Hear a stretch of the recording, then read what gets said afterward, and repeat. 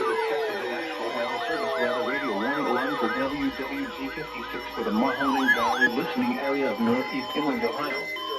During potentially dangerous weather situations, specially built receivers are automatically activated to warn of the impending hazard. Tests of these receivers are normally conducted by the National Weather Service every Wednesday between 11 a.m. and noon.